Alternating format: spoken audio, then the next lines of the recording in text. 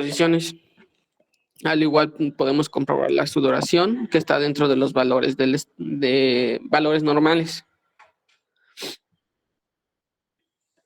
Una vez conociendo el diagnóstico y diferenciando cada neuropatía, hasta el momento para el tratamiento no hay ninguna cura, sino que los objetivos del tratamiento van a ser una evolución lenta.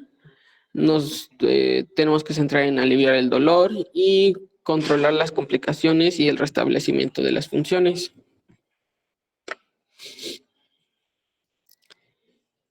En primera instancia, tenemos que reducir el avance de la enfermedad.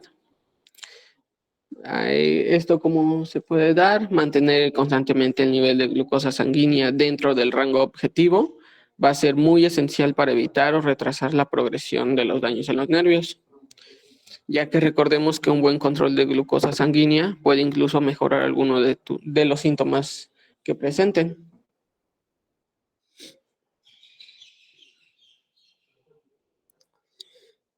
Siguiendo con el tratamiento, pues es importante conocer los rangos normales de niveles de glucosa sanguínea, las cuales se deben individualizar, en cada paciente.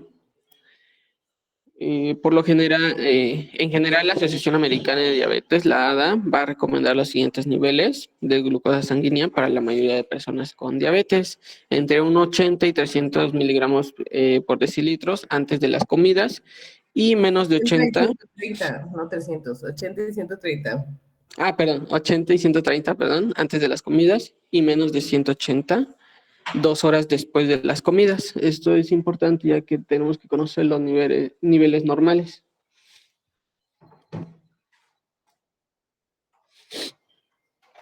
Al igual, la misma ADA nos recomienda una hemoglobina glucosilada del 7% o inferior en niños y adolescentes con diabetes.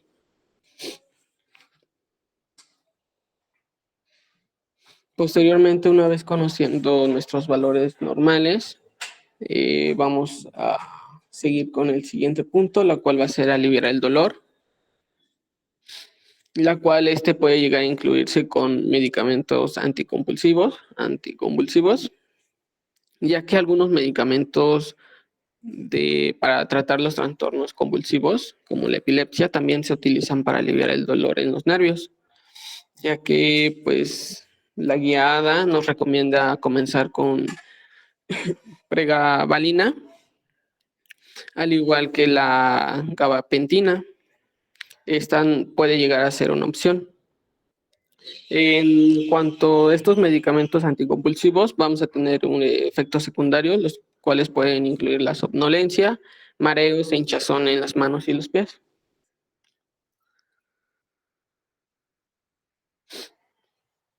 Posteriormente, igual vamos a encontrar los antidepresivos, ya que estos nos van a ayudar a aliviar el dolor en los nervios. Aunque no estemos deprimidos, es importante conocer que los antidepresivos tricíclicos pueden ayudar a calmar el dolor en los nervios que tengan un nivel de leve a moderado. Entre los medicamentos que van a figurar alivio de dolor, tenemos la amitriptilina y la nortriptilina. Posteriormente, pues como todo medicamento va a tener sus efectos secundarios, ya que estos pueden ser molestos y van a incluir la sequedad de boca, el estreñimiento, la somnolencia y vamos a presentar una dificultad para concentrarse. Es importante igual conocer que estos medicamentos pueden causar mareos al cambiar de posición, como al pararse de un lugar ya fijo, tanto de acostado y todo.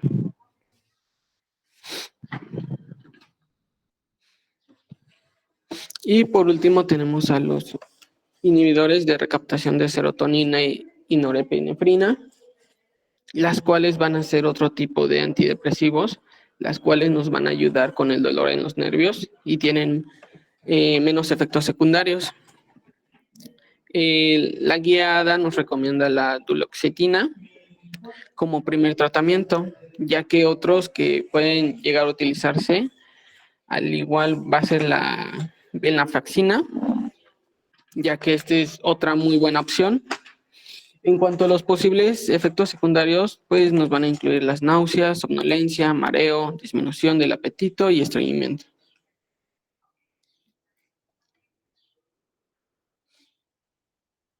Y eso sería todo de mi parte.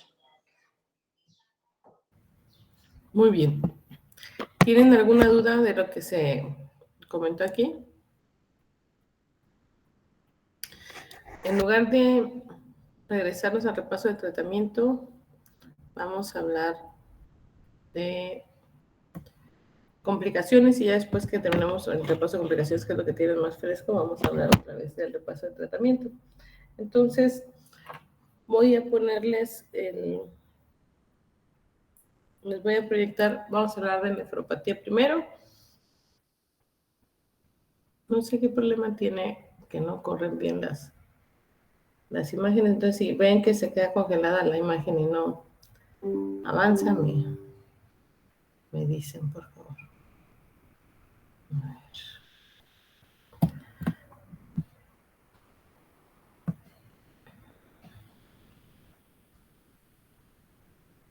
Ok.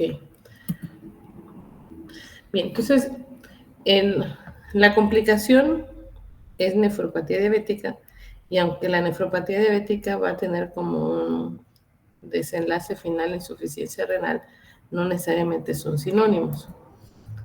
Si se cambió la diapositiva, debe decir definición de ERC. No, no se cambió. Bueno, la vamos a ver así. Entonces, la definición de la enfermedad renal crónica o insuficiencia renal crónica tiene que ver con la más clásica, con la tasa de filtrado glomerular, y que hubiera una disminución en esta tasa de filtrado glomerular que fuera persistente por al menos 3 meses, por eso se llama insuficiencia renal crónica, eso es lo que le da la cronicidad. Esa es la definición anterior, pero actualmente lo que vemos es esto. La nomenclatura que se utiliza para definir la insuficiencia renal crónica o la enfermedad renal crónica tiene que ver con, sigue siendo una condición que nos limita en tiempo, tenemos que tener al menos 3 meses de evolución, y se clasifica basados en la causa de la enfermedad renal crónica, la categoría dependiendo de la tasa de filtrado glomerular y la categoría dependiendo de la presencia de albuminuria, y entonces esa nomenclatura se abrevia como CGA. En C es la causa, G es el filtrado glomerular y A es la albuminuria. Y aquí lo ven, esto era lo único que antes se tomaba en cuenta, que era la tasa de filtrado glomerular, donde clasificábamos en 5 etapas, dependiendo de qué tanta tasa de filtrado teníamos, veíamos cómo era normal o elevada, porque podemos tener hiperfiltración. En G1, más de 90 mililitros por minuto de tasa de filtrado. G2 es ligeramente disminuido, de 60 a 89. G3 de 45, bueno, en realidad G3 va de 30 a 60, pero se divide en dos categorías: G3A, que es de 45 a 59, y G3B, que es más baja, de 30 a 44 mililitros por minuto. Después viene G4, que es la etapa predialítica, de 15 a 29 mililitros por minuto. Y finalmente G5, o la etapa donde se requiere terapia sustitutiva de la función renal, con menos de 15 mililitros por minuto de tasa de filtrado glomerular, o lo que se llama end stage, que es la fase terminal de la enfermedad renal. Esto es algo que no ha cambiado, esto sigue siendo así, y lo que se agregó a la clasificación es esta parte de albuminuria, que también hay términos como antes se referían a microalbuminuria, macroalbuminuria o proteinuria franca, y que actualmente ya no se utilizan. Actualmente lo que se utiliza pues es tipificarlas dependiendo de la cantidad de albumina. Y aquí vemos ¿Cómo puede ser reportado? Que por lo general, como es la forma más sencilla y que está en los últimos estudios más estandarizada, lo que hacemos es medir una relación de albúmina con creatinina en una muestra casual de orina, o sea, en una muestra normal como la que mandan para el examen general de orina. Si tienen menos de 30 miligramos sobre gramo, que es la relación albúmina-creatinina, se considera A1, que es una cantidad de albúmina normal o ligeramente incrementada. A2 va de 30 a 300, que es moderadamente elevada, y muy elevada, más de 300 miligramos sobre gramo. Y esto lo que les va dando más o menos es una pauta de qué tanto riesgo tienen de progresión hacia etapa terminal de insuficiencia renal.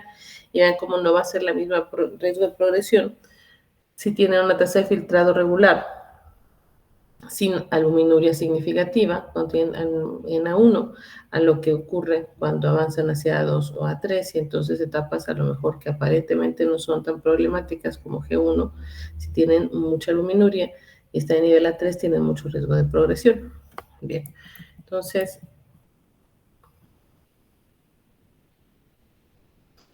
esta es una forma de verlo, son lo mismo que les puse en la otra tabla, pero aquí ya viene separado. Categorías de enfermedad crónica dependiendo de la tasa de filtrado, que es lo que les mostré ahorita, y categorías dependiendo de la albuminuria. Entonces, si es A1, A2 o A3. ¿Okay?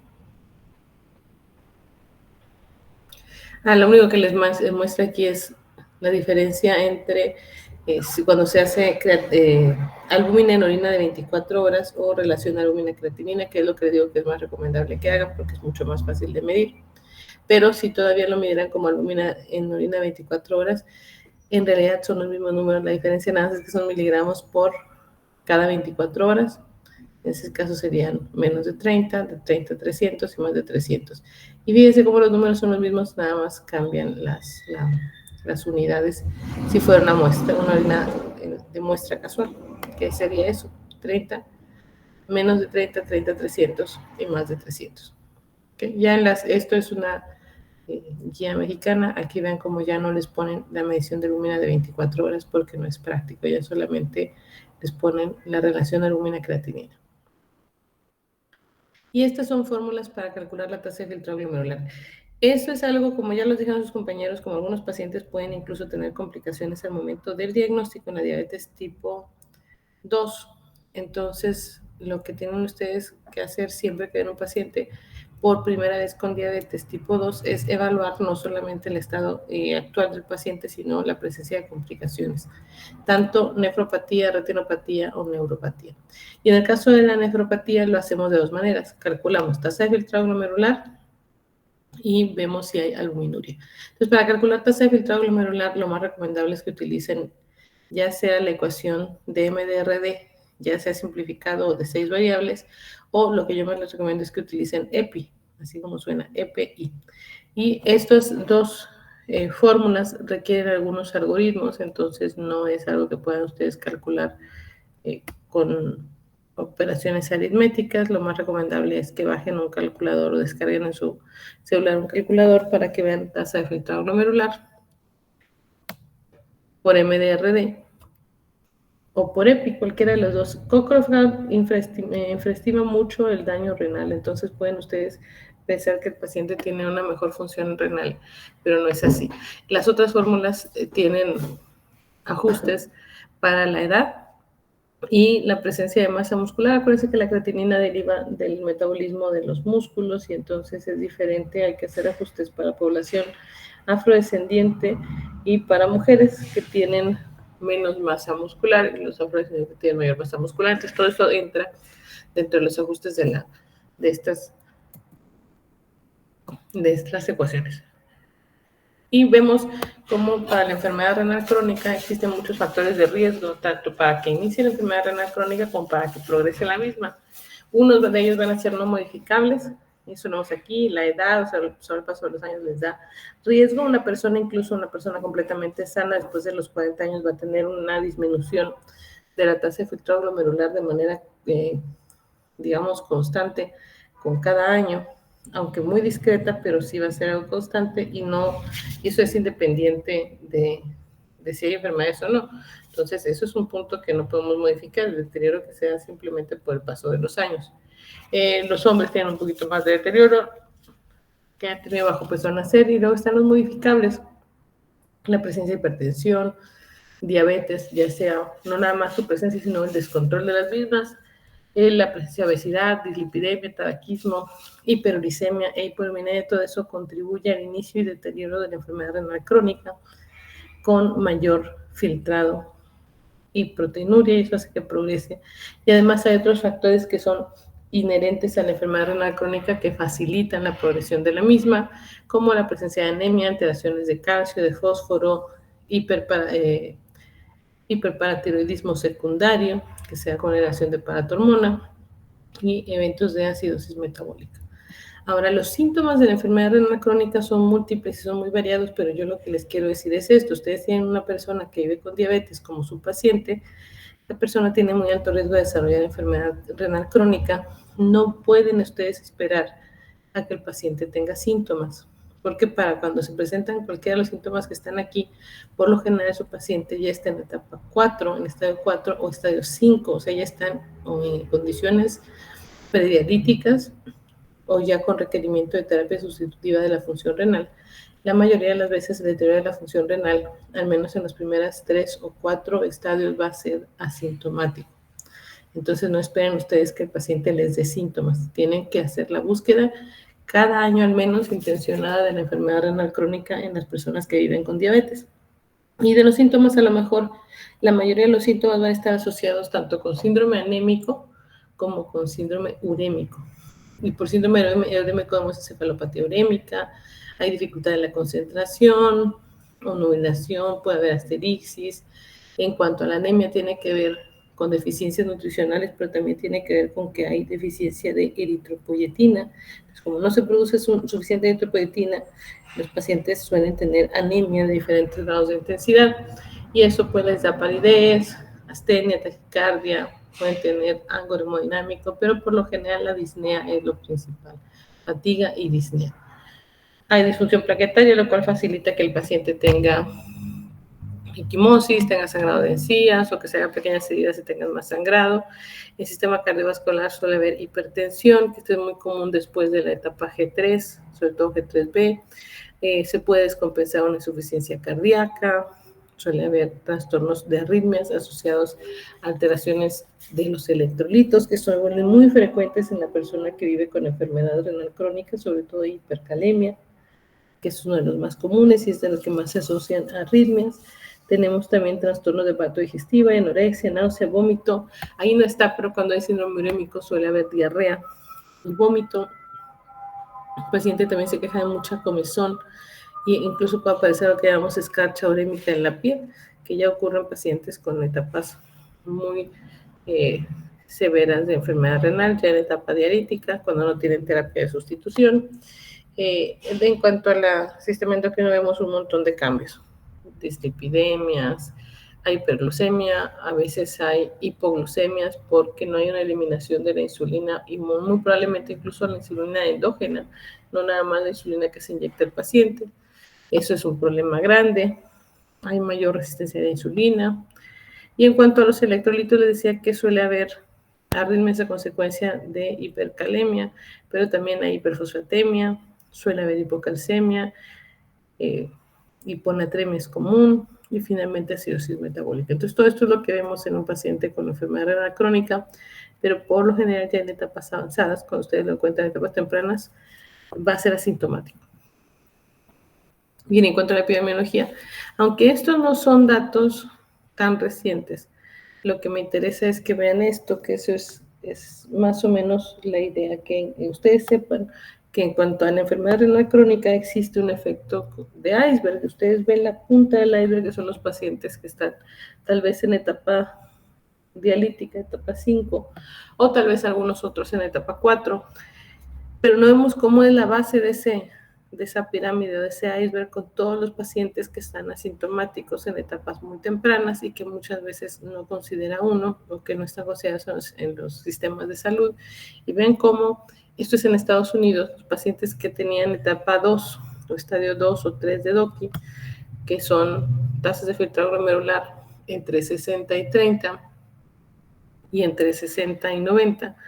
Vean cómo son más de 12 millones de pacientes que tienen esa tasa de filtrado glomerular.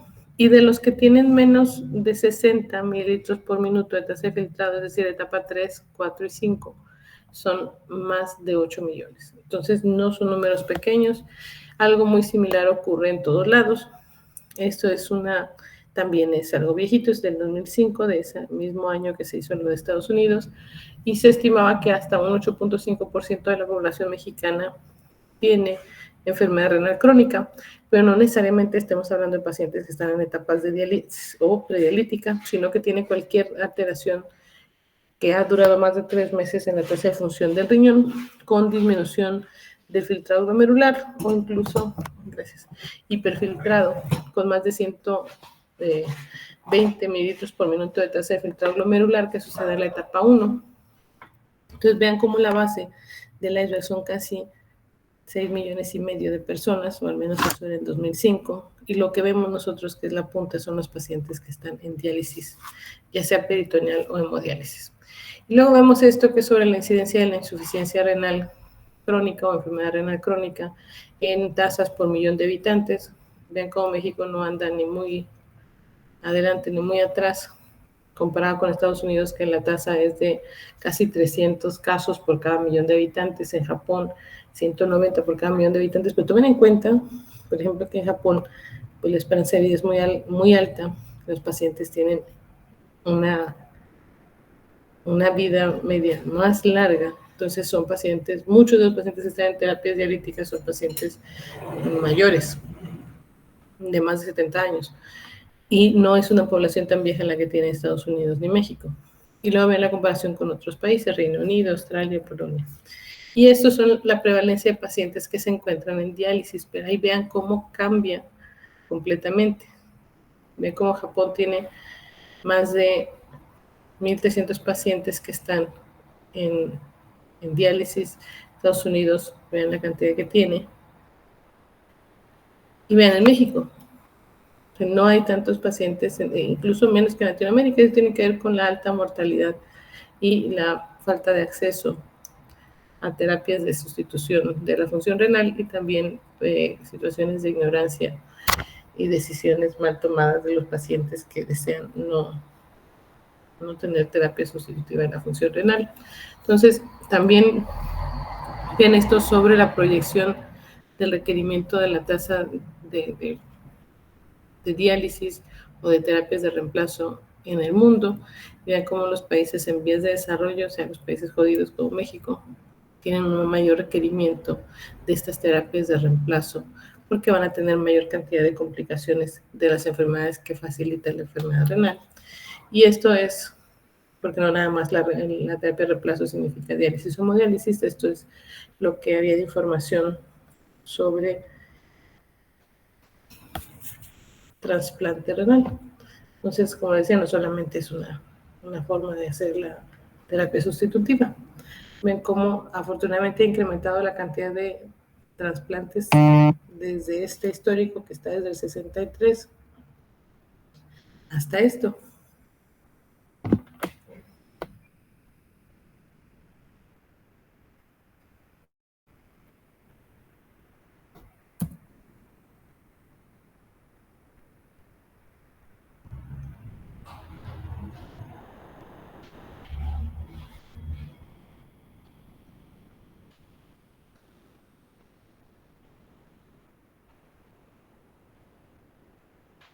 Avanza, deme un segundito.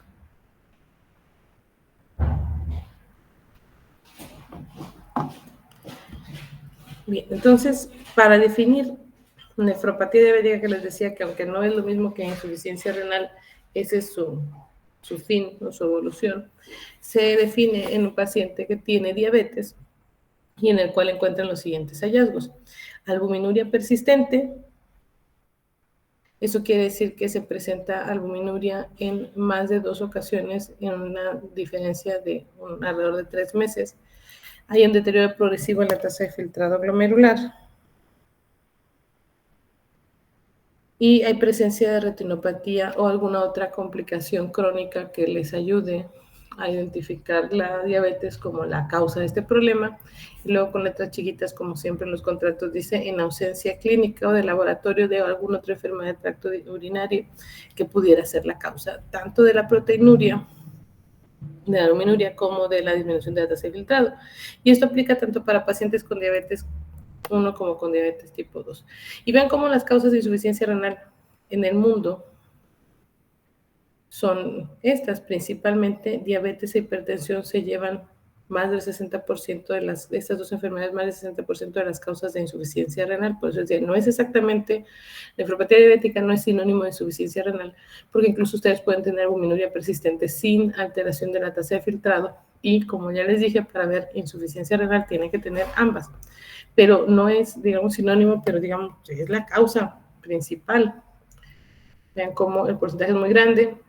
Después de la hipertensión y la diabetes están las glomerulonefritis crónicas, que pueden ser de muchos tipos, esta es glomerulonefritis, y hay otras causas, nefropatía obstructiva, infecciones, enfermedad poliquística renal o poliquistosis, síndrome de poliquistosis renal, eso es algo hereditario, nefritis intersticial y otras condiciones. Y vean cómo en los pacientes, al menos en América Latina, que están en terapia sustitutiva de diálisis, vean cómo más de la mitad corresponden a pacientes que tienen diabetes. Y eso se ve en múltiples estudios. Vean cómo de los pacientes que tienen cualquier grado de enfermedad renal, la prevalencia de diabetes es muy alta. Y aquí ven la prevalencia de enfermedad renal crónica, cuántos pacientes que tienen enfermedad renal crónica tienen diabetes, cuántos tienen diabetes e hipertensión, y vean que más de la mitad de los pacientes que están en terapia sustitutiva tienen la enfermedad, diabetes o hipertensión. Entonces hay que evaluar proteinuria, ya se los decía yo. Vean cómo, y esto es algo para que ustedes lo recuerden siempre que están practicando la medicina, de los pacientes en el estudio KIP México, que fue un estudio, una iniciativa internacional para evaluar enfermedad renal, que es donde obtenemos números de prevalencia. De estos estudios, una gran cantidad de pacientes que tenían enfermedad renal crónica, porque se hicieron los estudios en pacientes voluntarios, una gran cantidad de esos pacientes no sabían que tenían enfermedad renal crónica, solo 1% sabía que tenían enfermedad renal crónica.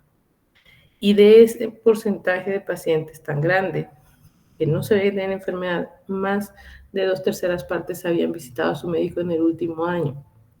Entonces, el paciente no lo sabe porque probablemente el médico tampoco lo sepa. ¿Y por qué no lo sabe? Pues porque no se toma la molestia de evaluar una tasa de filtrado glomerular, que les lleva menos de un minuto calcular, y solicitar albuminuria. Entonces, hagan eso, porque si no, van a estar perdiendo la oportunidad de tratar a sus pacientes y de frenar la progresión de la enfermedad renal crónica.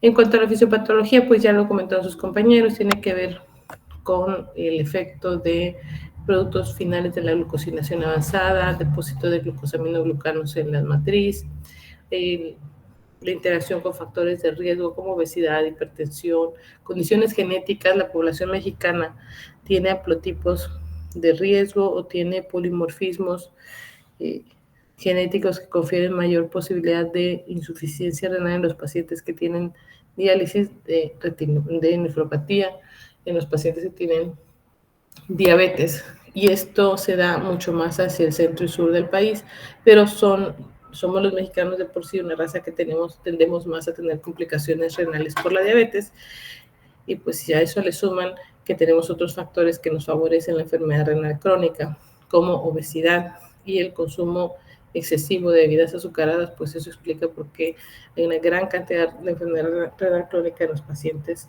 con diabetes en México. Además, otras alteraciones como disfunción endotelial, la presencia de gran cantidad de citocinas proinflamatorias y profibróticas, alteraciones de la señalización intracelular con las vías de la fosfoinositoquinasa 3, de JAK-STAT, muchas de estas vías alteradas, ya sea por diabetes, por hipertensión o por otras condiciones. Y además el inicio durante algunos años, incluso antes del diagnóstico de la diabetes, con hiperfiltración glomerular, y eso lo debemos desde que tenemos hiperinsulinemia. Entonces, el daño de riñón se empieza a establecer a veces antes de que ustedes conozcan el diagnóstico de diabetes. En cuanto a la hiperfiltración, ese es uno de los primeros puntos, que son alteraciones hemodinámicas en el paciente que tiene la nefropatía diabética. Normalmente esto ocurre cuando aumentamos la presión del glomérulo, ocasionado por una vasoconstricción en la arteriola eferente. Es decir, tenemos una presión habitual en la arteriola aferente, que es la que llega, pero hay un aumento en la presión de filtrado ocasionada porque la angiotensina 2 va a actuar haciendo vasoconstricción de la arteriola eferente. Entonces esto le da mucha mayor presión de filtrado al glomérulo. Eso de inicio lo vamos a ver manifestado como hiperfiltración, pero después de un tiempo va a ir dañando la nefrona y eso nos va a ocasionar cambios asociados a la nefropatía diabética.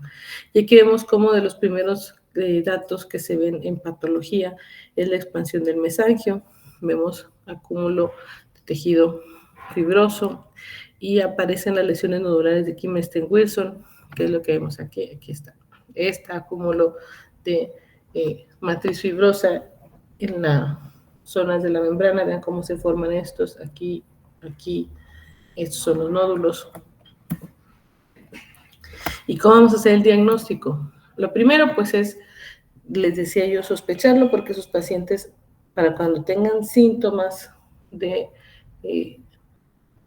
urea elevada, creatinina elevada, sus pacientes llevan ya mucho tiempo con el trastorno. Entonces, se tiene que hacer una búsqueda intencionada en todos los pacientes con diabetes. A partir del año, cada año, primero a partir del diagnóstico en las personas con diabetes tipo 2, y si su paciente tiene diabetes tipo 1. En el caso de la diabetes tipo 1 es más común que concuerde el tiempo en el que inició la enfermedad con el tiempo del diagnóstico, porque por la forma de presentación es una presentación muy aparatosa, muy súbita. Muchas veces el paciente debuta con cetoacidosis diabética, entonces no hay forma de que ustedes no sepan cuándo empezó la enfermedad. Sin embargo, en la diabetes tipo 2 pueden cursar por años asintomáticos, entonces puede que no se den cuenta cuándo empezó la enfermedad, y por eso en algunas ocasiones al momento del diagnóstico ya tenemos complicaciones establecidas en estos pacientes. Por eso es importante que ustedes la búsqueda de las complicaciones siempre la van a hacer alrededor de los 5 años después de haber diagnosticado la diabetes tipo 1, y después cada año. Y en las personas con diabetes tipo 2 es desde el momento que diagnostican, tienen que revisar en búsqueda de complicaciones crónicas, y si no las encuentran, pues a partir de ahí una vez al año. ¿Y cómo es que van a hacer esta búsqueda? Pues las determinaciones que tienen que incluir en sus estudios son la excreción urinaria de albúmina, de preferencia relación albúmina-creatinina en una muestra simple o muestra casual de orina, que es como decir, como la muestra que piden para el examen general de orina, o sea, no es una recolección completa. Y se considera positiva que tienen una albuminuria significativa cuando tienen al menos 2 muestras positivas durante 3 meses o hasta 6 meses, o sea que está pasando no en una ocasión aislada, sino que ha pasado más de una vez. Y la estimación de la tasa de filtrado glomerular, que para eso requieren, pues, la edad de la paciente o del paciente, hacer el uso del cálculo con la creatinina sérica. A veces van a utilizar BUN, sobre todo en el MDRD de 6 elementos o el clásico, y otras veces no, pero pues con la creatinina realmente tiene. Entonces, todas las complicaciones crónicas que tienen los pacientes con diabetes suelen tener un periodo asintomático o con datos que no son tan evidentes para el paciente y que nosotros podemos identificar. Por eso es muy importante que ustedes sepan que tan pronto como diagnostiquen la diabetes en un paciente, lo primero que tienen que hacer es buscar si no hay complicaciones crónicas establecidas. Ahora, si no hay complicaciones crónicas establecidas, pues su función siempre es vigilar para identificar cuándo puedan aparecer, porque en las primeras etapas son reversibles. Ustedes pueden evitar la progresión del daño renal, la progresión del daño a la retina y la